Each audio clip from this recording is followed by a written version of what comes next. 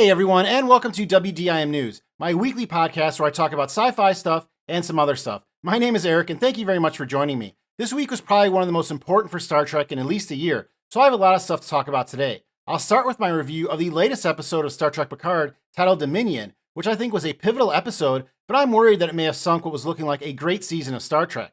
Then I want to cover the big news of the week, which includes release updates for the current shows in the Star Trek catalog, along with a couple of renewals. I also want to talk about the announcement of the next new Star Trek series and give you reasons why I think that it could and might not work when it is released. Then finally, I want to end with a fun theory that's come up in the past couple of weeks that concerns William Shatner returning to Star Trek as James T. Kirk. So first, let's talk about the 7th episode of the final season of Star Trek Picard titled Dominion. As always, in my reviews, there are spoilers, so if you haven't watched the episode yet, be sure to check the time codes in the description below, and you can fast forward to other segments of the podcast. The first thing that I really liked in this episode was the return of Tim Russ. I'm a huge fan of Tim Russ and his appearances as Tuvok, as well as his other appearances in Star Trek. You may not know, but he actually played 3 other characters before he took on the character of Tuvok on Voyager. So I thought it was really cool to bring Tim Russ back. He's a great ambassador, I think, for Star Trek. If you want to know more about Tim Russ's contributions to Star Trek, I highly suggest you check out my Episode 7 breakdown video, which I released just a few days ago. I'll link it in the description as well as in the video. So definitely check that video out after you watch this video. Just a little self-promotion there. I hope you'll forgive me. I also like that we saw Tuvok and then like another version of Tuvok. One of the best parts of Tim Russ on Voyager was when he would play alternate versions of Tuvok. I remember one in particular where Tuvok had lost control of his emotions completely, and he was in sickbay and he was just talking down to Captain Janeway, and he was behind there going, "Release the force field," and like he had his fingertips like on the force field itself. It was really cool. You know, in a lot of ways, Tim Russ is like Brent Spiner in that when you talk to the actor's personality is a lot different than the character they play on Star Trek. Brent Spiner is very loquacious and very, very in your face and always like the life of the party kind of personality. And Tim Russ, while not that much of an extrovert, I would say, is, a very funny guy. He's had a lot of funny parts, and to play a character with no emotions for so long must have been difficult for him, because I think comedy is probably something that comes to him a little more naturally.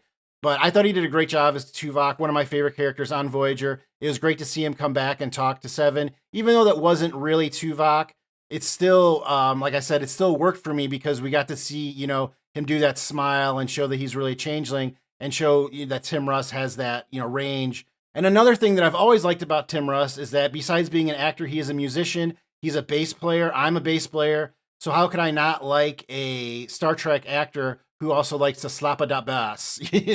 I can edit that out later. Anyway, but this next part I'm going to reveal is a little bit of a spoiler for episodes 8, 9, and 10. So I'll have a special indentation in the description down below if you want to fast forward this next part, because this is maybe a little bit of a spoiler. So if you don't want to hear this, fast forward now. Tim Russ did reveal on his Twitter page that he appears in 2 episodes of Picard this season. So we will see him appear at least one more time in either episode 8, 9, or 10, which I thought was pretty cool. So he didn't show up just for, that one scene. So I'm really looking forward to seeing him again. I'm really glad they brought him back, and that was probably one of my favorite parts of the episode. Another actor that I really enjoyed in this episode was LeVar Burton. He is definitely one of my favorite Star Trek actors in all of Star Trek, not just in The Next Generation or in New Star Trek or anything. I actually fell in love with LeVar Burton before I even saw him on The Next Generation. I grew up watching Reading Rainbow on channel WTTW, channel 11. So I already knew about LeVar Burton and, just grew up with him. And of course, when he became Geordi on Star Trek The Next Generation, it just made me love that show even more. And to see him now, all these years later, come back to the character and really nail it. I didn't really realize before this episode that, we never really got to saw how Geordi was affected by the death of Data after Data's first death, I should say. I never really realized how important that closure was to the story of Geordi and the story of Data until it played out on screen in this episode. So I really like that monologue that he had with Brent Spiner, trying to convince Lore to switch over to Data. I thought that was really cool. And I think that they've given LeVar Burton a great arc this season. I love that he has 2 daughters. one of his daughters is played by his real daughter. I love that too. I mean, of course, there's some nepotism there, but Mika Burton is doing a really good job. She's been a great ambassador for Star Trek even before this, so I think that she really deserves the part, and she's doing a fantastic job. I'd love to see her in a Star Trek Legacy series along with her sister, her on-screen sister. But I think that they're doing a great job with Geordi this season, and they've given him a great arc and really rounded out his character well. And I love what LeVar Burton is doing on Picard, and I'm really glad he's on the series. Speaking of actors that I really enjoyed, Brent Spiner just, I think, really killed it in this episode. You know, seeing him switch between the personalities of Lore and Data, he made it seem easy, but that's not easy. To really just change your personality like that and to switch between such different characters, really polar opposite type characters, and really just seems so authentic. I really thought he was just as authentic as Lore as he was as Data. And again, that's not easy to do. And Brent Spiner has been doing it for years. I think he's a great actor. He's an actor that I don't think gets as much props as he deserves for being as good an actor he is. He's shown up in a lot of other things. I know people talk about Independence Day, but he's played a villain. I think I saw him in The Blacklist. He was a villain for an episode. I think he was also on Law and Order as a villain. He's just a really great actor. I love seeing him as Data. I love seeing him as whatever they're calling this Daystrom android M510. I proposed in my breakdown video that we just call this new Golem body Data Lore. I think Data Lore is a better name than Daystrom M510. You know, hashtag Data Lore. Let's get that started so people stop saying that long. You know, maybe they'll change that before the end of the season. But I definitely like the name Data Lore for the new whatever that Golem body is that has Data and Lore and, you know, and Dr. Soon and Lal and all those other personalities in it. But yeah, I just think Brent Spiner has done a great job. I think he's getting better lines this season. I like his arc better this season than I did in the first season of Picard. I don't like them, you know, undoing deaths so much. And now I don't know if you can really consider them undoing Data's death again, just bringing him back as this new character. I'm not a huge fan of that. I'd like to see, I mean, there's obviously some evolution in this character. It's not just Data, but, you know, that's the only part I'm not a huge fan of is now what Data's died twice and it doesn't mean anything. I mean, it's kind of getting silly at this point, but that's the only thing. But it has nothing to do with Brent Spiner. I think he's doing a great job, and I love seeing him on this season. Another thing I liked about this episode was that the mystery with the face character, the character that is controlling Vadic and all the other changeling, it seems, that mystery seems to have deepened a little bit. Now it looks like that character is not a changeling. The face kind of said something to the effect of your kind will be destroyed or something like that, making it seem like the face is not a changeling. Or I was thinking that maybe it could be like a pure changeling, like maybe one of the changelings from the actual Great Link. And when he's referring to Vadic as, you know, not his kind or its kind, that perhaps because Vadic has been changed by Section 31 or Starfleet, that, you know, he's talking down to Vadic because of that. But either way, I think it's cool. I think it kind of, in the first couple of episodes, I just assumed it was another changeling and never really thought that much into it. But now, you know, it seems to have developed kind of a bigger arc. And one of the things that's kind of funny is that early on in the season, there was a joke made. And now I'm starting to think that joke may actually have a chance of being correct. A lot of people have brought up that maybe this face that's controlling Vadic is Armis, the character from Skin of Evil that killed Tasha Yar in the first season.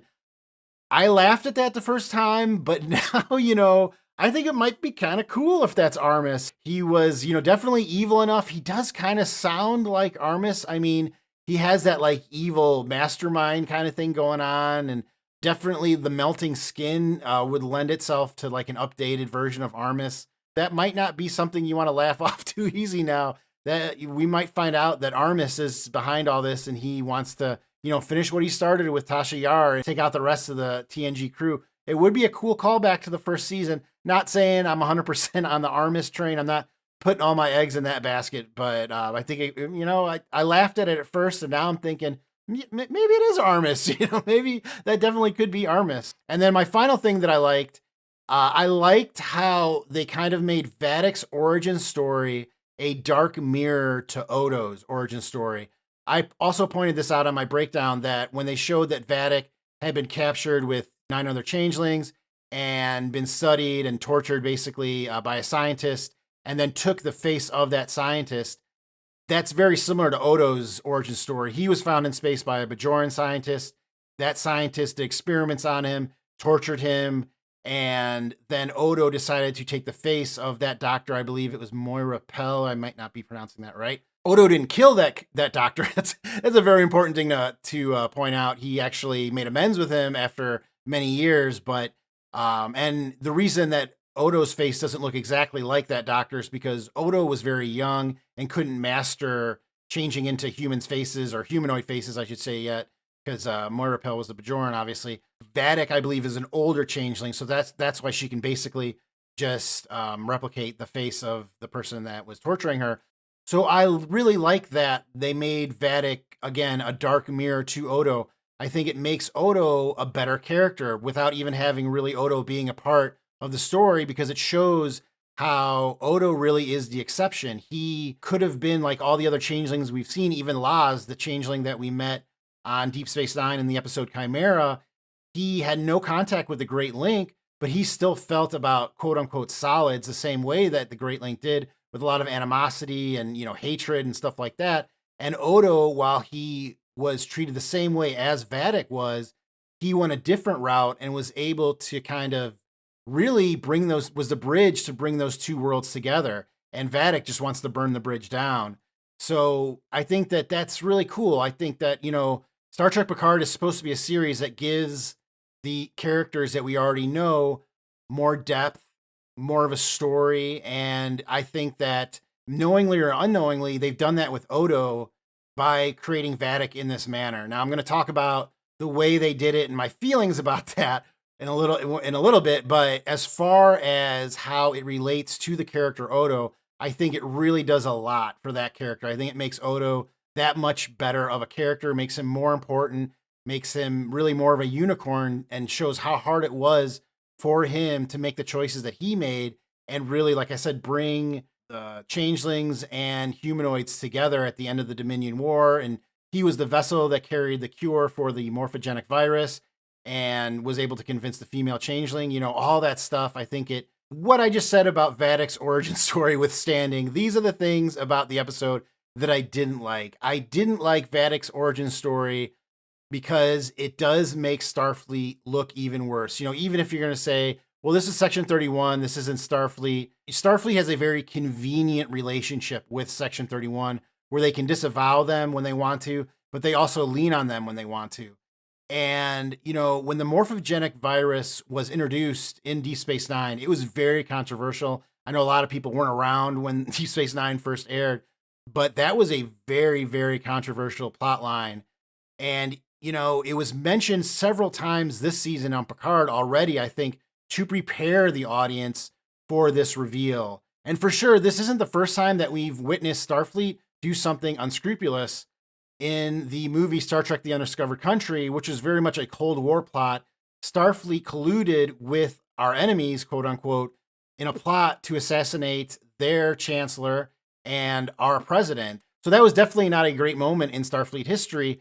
But even in that moment and in the morphogenic virus, that plot line, there's this eventual resolution where it's like all about altruistic patriotism. Even though Starfleet and the members of Starfleet that took part in the plot to kill Chancellor and the president were definitely wrong, and even Section 31 making the morphogenic virus and then not wanting to give it to the changelings were definitely wrong. There's this feeling like, well, they're doing it for quote unquote their country. They're doing it for their cause, so it's not 100% bad, because especially in the case of the morphogenic virus, the Federation and their allies were going to lose the Dominion War. Without the morphogenic virus, they would have lost, and they would have lost, their way of life and all of that. And that was also what the bad actors in Star Trek The Undiscovered Country were feeling as well, that they were going to lose their way of life by, saving the Klingons.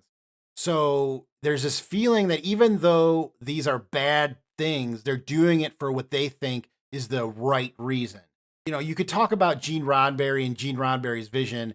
I'm not someone that says that Star Trek has to completely adhere to Gene Roddenberry's vision, because he was very naive when it came to his vision of Star Trek. I remember this quote that I just read recently, and I'm going to paraphrase here because it's not exact, but when talking about, why Starfleet doesn't use cloaking devices, that the Klingons and the Romulans both had that technology and Starfleet didn't use it. And somebody asked Gene Roddenberry, why did you make it so Starfleet doesn't use cloaking technology? His words were, because the good guys don't need to sneak around.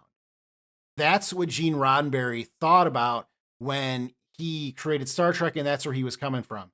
So not that I'm saying that it has to stay like that, but to start there and to go here with, now we're not just creating viruses, but we're using our enemy and we're creating a weapon with them. That is definitely not what Gene Roddenberry had in mind. The easiest way for me to kind of reconcile my feelings about what they did with this plot line was thinking about Superman.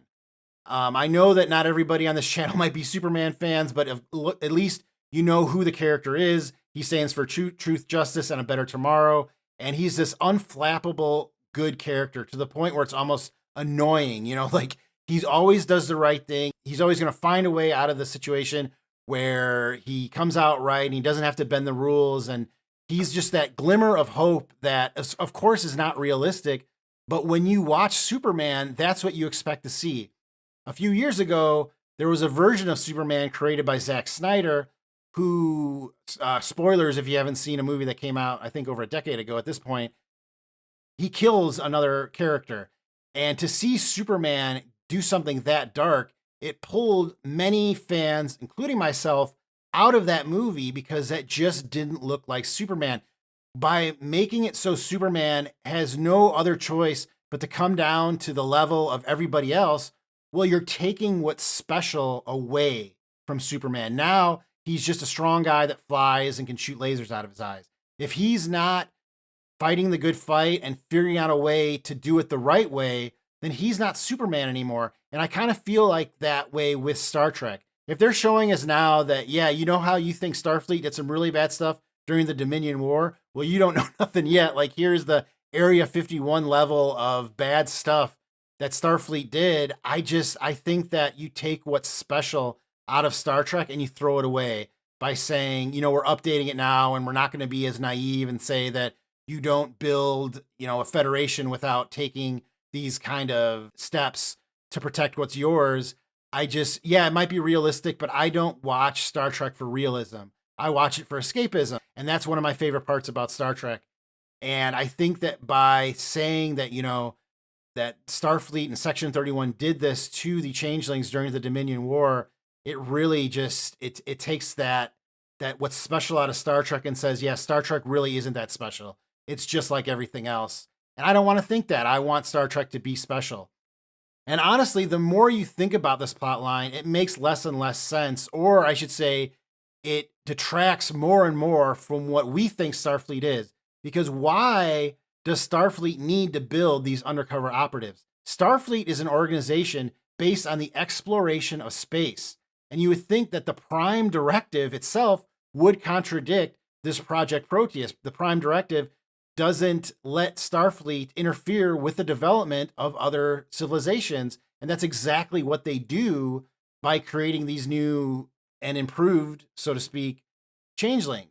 So what the hell is going on? You're really just taking the Starfleet out of Star Trek. That's what they're doing. They're taking the Starfleet out of Star Trek with this plot line.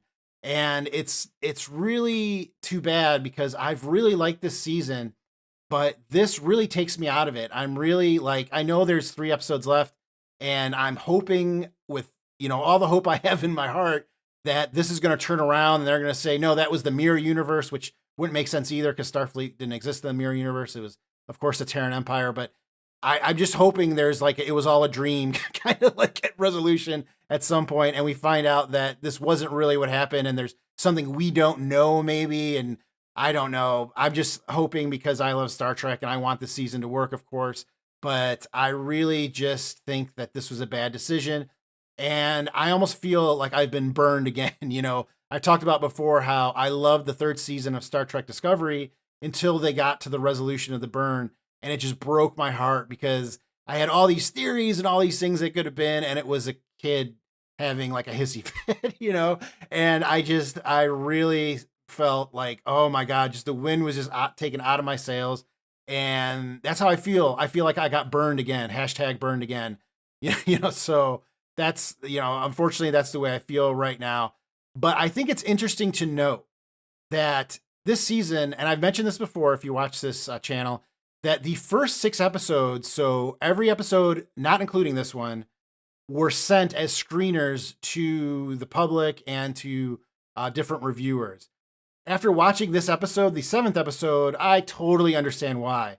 Because I felt great after the 6th episode. It seems like so long ago, but yeah, I love the first 6 episodes, and I can totally understand why they stopped there and didn't send the 7th, because I know that they lost a lot of people with this episode. Again, there's 3 episodes left, so they could still resolve this somehow.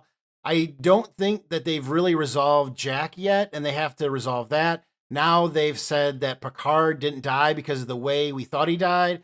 So much like Data, now is that going to mean that Picard's death doesn't mean anything? I don't know what's going to happen with these last 3 episodes, but I do hope that something happens that kind of resolves this. Terry Matalas, the showrunner of Picard, has warned fans to stay off social media before watching episodes 8, 9, and 10. So obviously some big events are going to happen in those episodes. I know that this episode and the 8th episode were released as screeners after the first 6 episodes aired. And the people that did reviews on those episodes stated that there was something really sad that happens in episode 8. So I'm guessing that we may lose a character. If you don't want to get any spoilers, stay off of social media before you watch episode 8, 9, and 10. I always do my breakdown the day after the episode airs, so you don't have to worry about any spoilers coming from me. So yeah, let me know in the comments, am I crazy? Do you feel my pain? Do you think my Star Trek Superman analogy was crazy? I don't know. In my head, that was the easiest way to work it out, that, Superman is just supposed to be this beacon of light and hope. And that's kind of the way I look at Star Trek. And by showing us that Star Trek is able to get down in the mud, for me, it just takes what's special out of Star Trek. And that's unfortunate. But so let me know, what do you think about the season so far? And do you like the choices that they've made? So now let's talk about some good news, which is that we now have release dates for 3 series in the Star Trek catalog. Let's start first with Strange New Worlds. That 2nd season will start airing on June 15th, which is about 7 weeks after the last episode of Star Trek Picard. That will be airing on April 20th. So that's probably where Star Trek Discovery was originally supposed to be before they decided to cancel it and, reshoot parts of the 5th season so it could be its last season. We also know that Strange New Worlds has officially been renewed. This has kind of been leaked by Akiva Goldsman, the executive producer of Strange New Worlds. I went over that last week, that he was at a speech at MIT and he had revealed it. So now we have confirmation that yes, season 3 is moving forward. Strange New Worlds is really the flagship of Paramount right now because Discovery and Picard are going bye-bye. So of course we are getting more Strange New Worlds. I love Strange New Worlds, so I love to hear it. I would love to see it too, and we have not seen a trailer yet for season 2. We did get a scene released quite a few months ago, but we haven't seen a trailer yet. April 5th, which will be 2 days after the release of this video, is First Contact Day. So I would not be surprised if we get a trailer for Strange New Worlds released on First Contact Day. I'm actually kind of shocked that they didn't release all this information on First Contact Day. Star Trek and Paramount in the past kind of like to make those big, splashes. But I don't know, maybe they decided that they wanted to space this stuff out to see how fans react to each thing. I don't know. But I would not be surprised if we get a trailer for Strange New World Season 2 on April 5th. Make sure you are subscribed to this channel because I will definitely be doing a breakdown of that video and letting you know what I see in it and what we can expect. So that's cool. Now we know on June 15th, we can start watching new Strange New Worlds. Another show I love, Lower Decks. That's going to be coming back for season 4 in late summer 2023. I would guess that it will be around the 17th of August. I believe that is 10 weeks after the debut of the 2nd season of Strange New Worlds. Now, there will be a crossover episode with Strange New Worlds and Lower Decks. So I kind of wonder if that is going to affect the premiere of Lower Decks at all. We might see, like the crossover episode for both series release on the same week. So we can first watch Strange New Worlds and then finish the storyline in Lower Decks. That would be very smart, in my opinion, if Paramount did that. So I wouldn't be surprised if that's what we see. And we also know that they have been renewed, Lower Decks that is, for a 5th season. So it's great to hear that news, and I look forward to seeing a lot more Lower Decks. Next, we have news about the 2nd season of Prodigy. That will be debuting in winter of 2023, and that season will also be 20 episodes. They did not say, though, if they're going to break it up like they did the first season. If you remember, we got 10 episodes, and then literally a year later, we got 10 episodes of the second part of the first season. I don't know if they're going to do that again. It is worth noting that Lower Decks only has 10 episodes, so basically 4 seasons of Lower Decks is equal to 2 seasons of Prodigy, although I think the episodes in Prodigy are a bit shorter. But anyway, one thing that was missing from the Prodigy announcement was a renewal for a season 3. They did not mention that Prodigy was renewed for season 3, and I honestly don't think that they will be. I have been wrong before, but I've also been right a lot more times than I've been wrong. And actually, something that I don't know if he's the executive producer or the showrunner, Aaron Waite, I believe his name is, he released a statement, and a part of it said, more viewership means more Trek, which to me means that his show is on the bubble, and that if not enough people watch Prodigy, that there won't be a season 3 of the show. And of course, we're going to talk about the new series coming to Star Trek and how that may affect Prodigy. I think it will. But, again, we don't know if there's going to be a season 3 for Prodigy. I stated before on the channel, I'm not a huge fan of Prodigy. I don't think the show is meant for me, or at least I don't think it was when it was first created. That may be changing in season 2. I'm kind of interested to see where they go, if they kind of lean into more adult storylines in the season 2, or if they kind of keep with kind of the hijinks of the first season. But, we'll see. And we'll see if it gets a season 3. But again, I would not hold your breath. So let me know, what do you think of these announcements? Which one are you most excited for? I'm probably just most excited for Strange New Worlds because it's the first one coming and we have a definite date. But I'm definitely very excited for Lower Decks 2. I'm going to be watching both those shows. I'll be doing breakdowns of all those episodes. So make sure that you are subscribed so you get to see those when they come out. But let me know in the comments, which one of these shows, Strange New Worlds, Lower Decks, Prodigy, which one are you most excited for? Now let's talk about a very hot topic in the Star Trek fandom right now, and that is the news of the next new series, Star Trek Academy. So first I'm going to get through the facts about the series that we know, and then I'm going to talk about reasons I think it could work, and then reasons I think it might fail. So what we know so far is that production on this series will begin in 2024. So that means we probably won't get to see the series in full until 2025. We might get a trailer in 2024, but the fact that it is kind of early in 2023 and they're saying that production isn't going to start till 2024, it probably means that they're only at the writer's room stage. They definitely don't have a pilot. I mean, they haven't filmed the pilot, that's for sure. And they don't have a cast or anything like that. They might have some feelers out there, but I doubt they have any casting news yet. And they probably just have, the showrunners, and they have a writer's room built. So here are a couple of things that Paramount released about the series. Star Trek Starfleet Academy will introduce us to a young group of cadets who come together to pursue a common dream of hope and optimism. Under the watchful and demanding eyes of their instructors, they will discover what it takes to become Starfleet officers as they navigate blossoming friendships, explosive rivalries, first loves, and a new enemy that threatens both the Academy and the Federation itself. So that's kind of just a basic synopsis of what the story will be. But this next line I thought was very interesting. It states, admission is now open to Starfleet Academy. Explore the galaxy. Captain your destiny. Honestly, the first time I read this, I thought this was a patch for Star Trek Online. I didn't even realize that this was a new series until I read some of the more stuff. And I was like, oh, this is actually a new series coming out for Star Trek. But just this part right here, I was like, what is this? The next chapter coming to Star Trek Online? But anyway, it continues on. For the first time in over a century, our campus will be reopened to admit individuals, and then yada, yada, yada.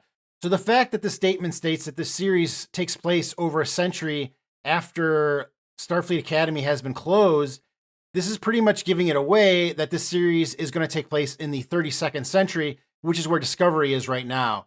I think it was over a year ago where we got rumors that this show was on the table. And at that time, they were stating that it was going to be set in the 32nd century. So this is obviously the same idea that they've had since then. So now let's talk about reasons why I think it could work. For one, we could see the continuation of characters that were first introduced on Discovery that fans did like. Admiral Vance, I think, is one that we could see. Tilly is another character that will almost definitely be involved in this project. We dropped her off last season in Star Trek Discovery at Starfleet Academy. So the fact that now this series is greenlit would seem to state that she will be a part of the series. I was a fan of Tilly at first, and then I feel like when Adira came on the show, Adira kind of took her place as the awkward, like ensign, and Tilly's character changed. I'm not sure I like her character changes as much as I did before, so maybe they'll sort her character out a little bit on this new series. I think that also last season on Discovery, it was stated that Kovich was a part of Starfleet Academy, and that could mean that David Cronenberg would be back as that character. I don't think he would be a main character, but possibly maybe from time to time that, he could help students out or something like that. I like his character. And if I had one character from Discovery that I would like to see continue on, because obviously that show has been canceled, I'd like to see Doug Jones come back as Saru. I really liked his character, especially when he first started. Again, the last season especially, I don't really understand his character, where it's going. I really liked when his character was first introduced. I thought that the Kelpians were a very interesting species, and I think that they continue to be interesting in the 32nd century. So I would like to see Saru, Doug Jones, come back for this series, and I think that a lot of fans would like to see that too. Another reason, and I think the biggest reason why this show got a green light, and I actually talked about it last week in my podcast when I was talking about the series Star Trek Legacy and why I thought that series wouldn't succeed, is that I think that Star Trek Legacy, a show that is based on basically the characters on the Titan and would just continue on with the characters on Picard, I think that show would be too much like we've seen before on Star Trek.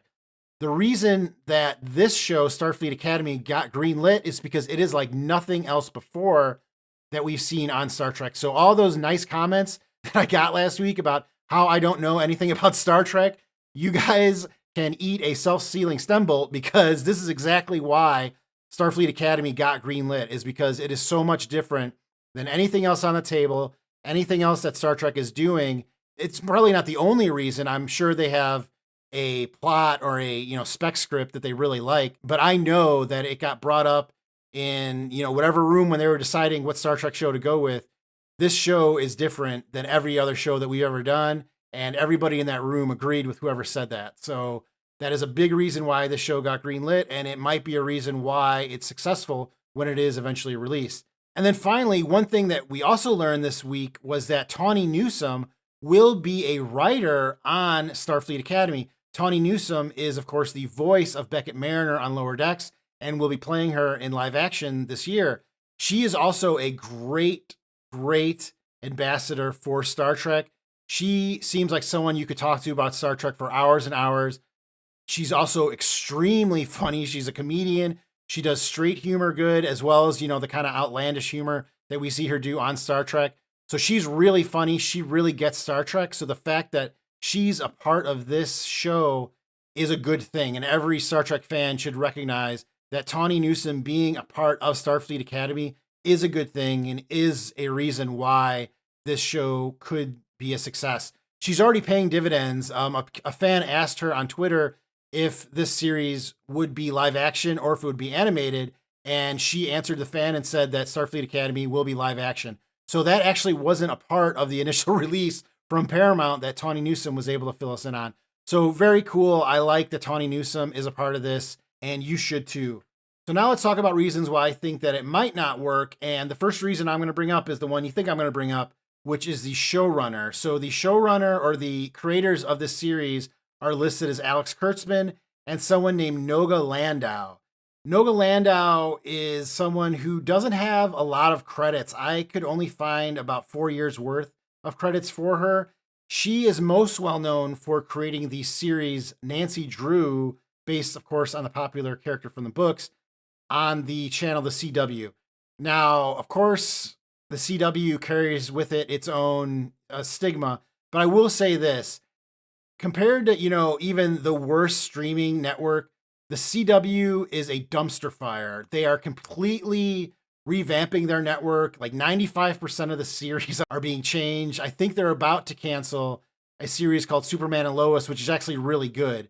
So the fact that the CW canceled Nancy Drew is not completely indicative that it was a bad show. I think it got 4 seasons, and its final season will be in 2023. She also got a spinoff from Nancy Drew that only lasted 1 season. And both shows, I would say, have mixed to negative reviews. They have a Rotten Tomato score that lands in the 50s, so not great. So I think that with the context that this is going to be with someone that who only really has experience that fans can see in these like teen kind of shows, and this is going to be a teen show, it doesn't sit well with a lot of Star Trek fans because that's not what a lot of Star Trek fans want to see. They're not really interested in like young, cadets kind of. I think that with this next generation thing they have going in the season 3 of Picard, I think that's about as young as Star Trek fans want to go. I don't know that they want to see Star Trek 90210. And that's, I think, what a lot of people are worried about, that we're going to see, personal relationships between the characters. And, again, I don't know how this sits with Star Trek fans, that the person that's running this show has this kind of background, and that, this is so far what we know about the series. So the question that I have to ask is, will fans that are watching Star Trek right now, the shows that are being released right now, be interested in this series? Or is Starfleet Academy a show that is just being made to attract a new audience? That is definitely how I think Prodigy came about. I don't think that Prodigy was made with the current fan base in mind. I think that bringing Janeway back maybe was almost a way to pacify Star Trek fans, because without Janeway, there's no way Prodigy gets made.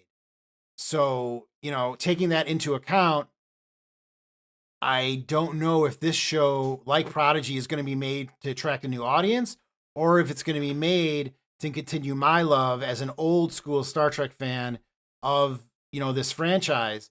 And I think it's kind of silly almost that they believe, producers, that they believe that they have to create shows like this for kids, because you know what? You didn't have to do it the first time around. I was, a preteen when I got into Star Trek The Next Generation and the films, and those were not written with kids in mind. I didn't watch The Next Generation because of Wesley Crusher.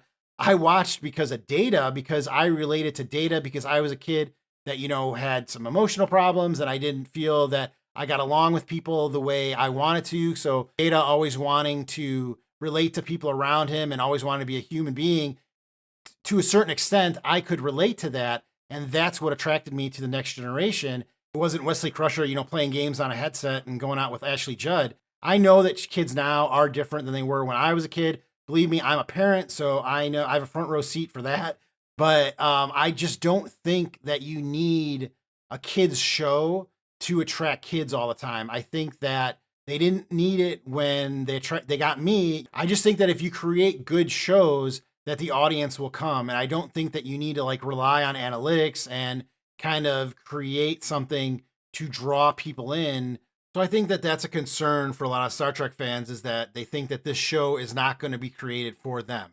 It's going to be created to attract a new audience, which I could be wrong. I mean, they could try and walk the line and do both. They say they're doing that with Prodigy. I don't really think that that's true. And then another thing I don't really understand as to why the show is greenlit is, you have the show Discovery and you have the show Picard. They're both going off the air. Picard has always been more popular than Discovery. It gets better reviews and it gets better ratings. Why would you continue with the storyline and characters from the lesser product? Like, why would you continue in the 32nd century and include characters from Discovery and not have something on the table for the characters from Picard, when Picard is the more popular series? I just don't know why they would go to that and say, we have the 32nd century, we're going to repackage that somewhat and put it back out there, when it isn't as well received as Picard, and you're not really greenlighting anything for that. As of yet, maybe I'm wrong, and maybe in a few months we'll find out that Star Trek Legacy or something like that has been greenlit. But it struck me as odd to announce that you're canceling a show and then basically announcing a spinoff in the same year. I don't know. That just is kind of a head scratcher for me. But I am going to say, I'm keeping an open mind. I'm not going to be one of these haters that just is going to rag on everything about Starfleet Academy until it comes out. I'm going to watch it. I'm going to watch the trailers. I'm going to, keep an open mind. If it looks like it's going to be bad, I'm going to tell you, I think it looks bad. If it looks like it's going to be good, I'm going to tell you, I think it looks like it's going to be good. I'm not just throwing it off a cliff just because I'm disappointed it wasn't the Section 31 series, the anthology series, or even Star Trek Legacy series, which I think I would probably enjoy better than Starfleet Academy. Again, I understand why they would choose Starfleet Academy over Legacy, but I don't understand why they would choose it over the anthology series or over Section 31, because both of those series are also very different. But let me know in the comments, what do you think about this Starfleet Academy series? Let's try and keep it nice. I usually don't delete comments, but I will if they start to get too crazy. So if you want to be heard, just let's be respectful. People care about these shows, not just the people that watch them, but the people that are creating them. They could be watching this video and, you don't want them to see a bad comment about something that they really care about. I sure wouldn't want to put something out like that. So, even though I'm not super psyched about Starfleet Academy, I'm going to look at it with an open mind. I'm going to hope that, Tawny Newsome is there. They could bring back some good characters. They could do some good things, and we'll see, we'll see what comes up. But, I suggest that you also keep an open mind, but let me know right now what your thoughts are on a Starfleet Academy series.